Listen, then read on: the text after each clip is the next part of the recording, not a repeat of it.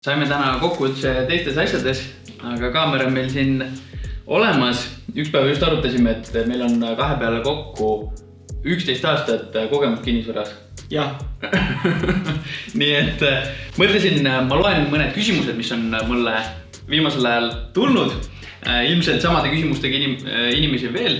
Nii et eks saame kellelegi veel kasulikud olla. Aga kes veel ei tea, Aleksei on minu kolleeg. Oleme mõlemad maaklerid. Jah, edukad maaklerid. Edukad maaklerid. Aleksei isegi ei tea, mis küsimused me ette võtame, nii et alustame.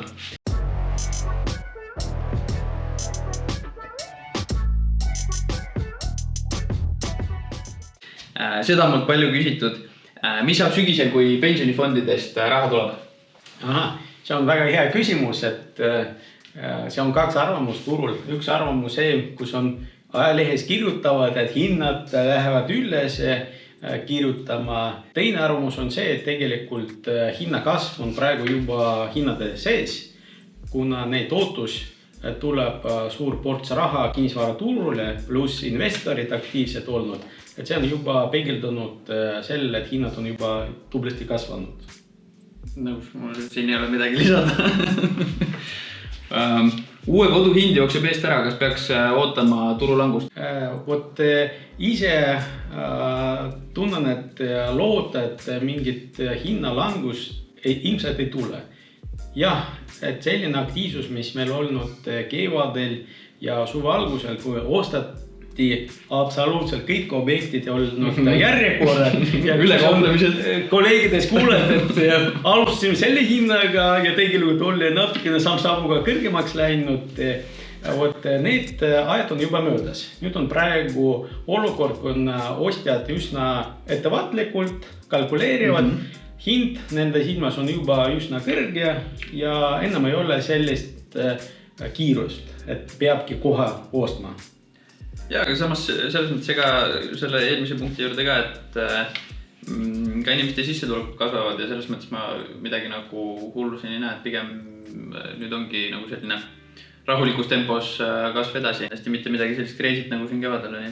Aga mis siis ikkagi peaks ootama või tehke ära? Pigem minu arust see oleneb vajadustest. Nõus, et kui sul on korter vaba, seisab mingit remondi maata, ei ole mõtet seda hoida, loota, et hind veel kasvab 10%. Parem ongi realiseerida, investeerida raha kas pere või maja ehitamisele, et ei ole kunagi ei olnud nii hea aeg, et müüa. Ja ostmise poole pealt ka, et kui ikkagi ühte tuba on juurde vaja, siis huvit.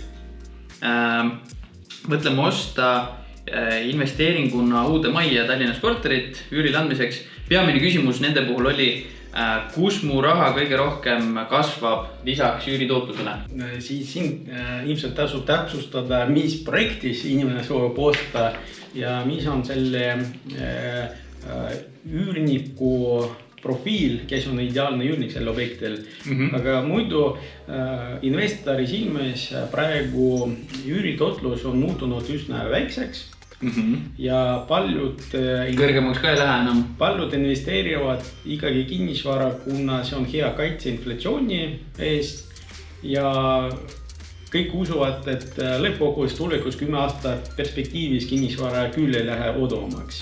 Ehk siis investor saab nii tootlus üüri pealt kui ka tuleviku hinna kasvu pealt. Mingeid ideid veel siit poolt, et üürile andmiseks seda me siin enne ka just arutasime, et kuidas ütlesid üürniku profiil, et see on just nagu sinu südamerahu mõistes, sellele tasuks mõelda? Kindlasti, lihtne näide, näiteks räägime meie tavainvestorid, kel on üks korter olemas ja plaanivad midagi veel. Ja kui näiteks perel on allergia, sellised kassid või koerad, siis ei tasu osta 3-tooline korter. Tavaliselt 3-toolist üürivadki ongi pered, kus on lapsed olemas ja koduloomad olemas. See on üks näide.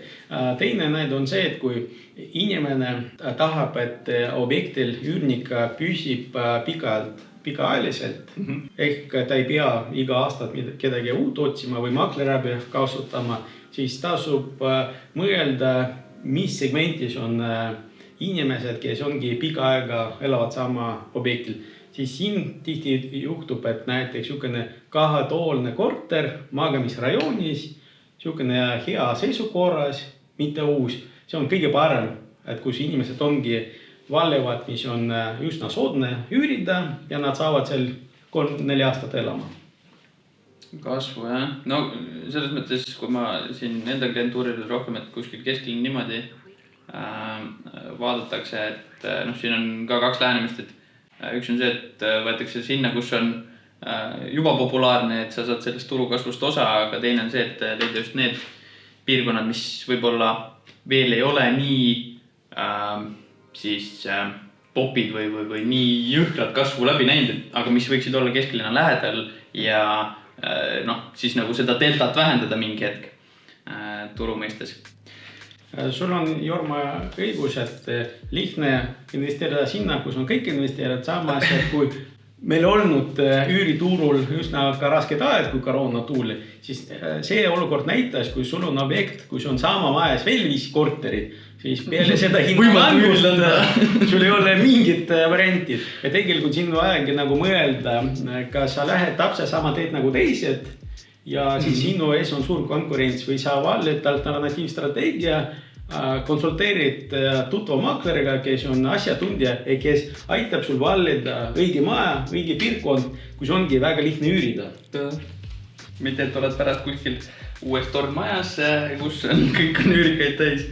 Täpselt nii, et võistled konkurentsis. Inflatsioonist juba Aleksei korraks mainis. Inflatsioon ilmselt tuleb, kas peaksin ostma kinnisvara või aktsiaid? Selle küsimusele raske vasta. Mina olen pigem traditsiooniline, ise investeerin kinnisvarasse, kuna on rohkem kontroll ja see vara saab käega katsetama. Katsuda. Samas aktsiad, kui sul on teadmised ja kindel strateegia, mis sa sellega tahad saavutada, võimalik ka teenida hea tootlust. Kui sul inflatsiooni on usk, siis küsi, et kas sul on usk ka majanduskasvu, siis edasi juba, why not both, aga jah, kindlasti, et sul teadmised oleksid olemas, et sa teaksid, mis sa teed. Et pigem kui nagu valid, et siis vali rohkem selle järgi. Üürihinnad on niivõrd kallid, aga ei taha silmini laenu ka võtta, et saada selline korter, nagu meile meeldiks. Mis ma teen? See on küsimus, mille väga raske ühe lausega vastata, kuna siin vaja vaadata kliendi situatsiooni laemat, et kas kui pikaks ajaks ta plaanib korteris olla, kui temal hetkel sisetulek ei võimalda osta näiteks koha 3-toolne või rideelamu ja ta mõtleb osta 2-toolne ja aasta pärast võimeline liikuda edasi, siis võib-olla ongi targem strateegia lihtsalt üürida välja ajutiliselt ja siis hiljem osta. Kui inimesel on situatsioon selline, et ta näeb, et ta 3-5 aastat plaanib ongi sama funktsionaalsusega korteris elada, siis loomulikult, kui pank lubab, siis parem võtta laenuga. See on lõpuks soodsam, kui üürida välja. Paindlikkus, see on nagu meie situatsioon, et vaikselt hakkab laps tulema. 2-toalisse tulime üürikasse, sellepärast, et niikuinii mingi 3 vaja. Siis on, millist asukohta meil vaja, kus laps lasteaeda läheb. Ilmselt selle 3 ka üürime. Et siis asukohas oleks veel paindlikkust natukene ja siis on mõistlik juba vaadata, et mis nagu endale soetada, et kui sellised lühiajalised liikumised, siis selles mõttes ei pea abistama, et mingist ilgest hinnatõusust saad jätta ilma.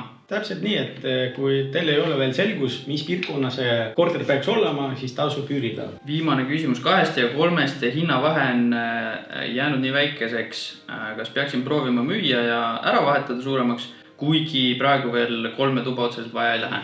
Hea küsimus, et siin võiks küsida, et kas kodukontor on aktuaalne.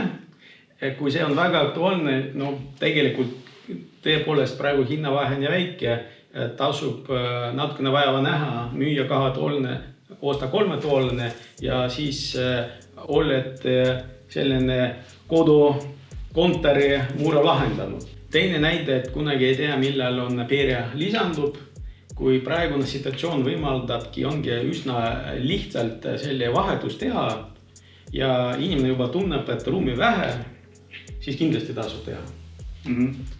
Kus see delta nagu liikunud on, tavaliselt turu tõusu langusega see nii väga nagu ei ole vahet, et siin peaks nüüd pabistama, kas tänase müük ära teha ja osta, et isegi kui turg langeb, siis ilmselt see hinnavahe jääb sarnaseks ja võid ikka müüa, liikud edasi. Tõusu puhul enam samamoodi. No erinevus on see, kui on aktiivne turg nagu praegu meil, siis see vahetus on üsna lihtne teha. Meil olnud ka ajad, kui ei olnud nii aktiivne kui turg. Kui koroona hakkas. Siis see vahetamine tegelikult ei ole nii lihtne. See on palju rohkem selle vaeva peab näha, et seda realiseerima plaani. Et tihti on parem strateegia mõelda oma vajadused ette, planeerida need ette, et siis teha need vajalikud sammud kergesti. Kui juba hakkad tegema, kui juba teine laps on olemas ja kahetoolne korteris enam ei mahu ja ongi nüüd kriitiline ja ongi korraks mingi põhjusel sissetulek natukene langenud ja pank anna suurema laenu ja siis ongi pead 2-3 aastat elama sellist tingimust, et kus ongi kriitiliselt ruumi vähem. Kus ei tahaks. Jah, igal juhul Alekseile aitäh. Eks suvel siin vlogi oli veidi vähem puhkuseaid ja asju oli rohkem, nii et sügisel paneme nüüd täiauga jälle edasi. Ja maklerid ka puhkavad. Kuule, aga selge, näeme. Seniks. Tšau.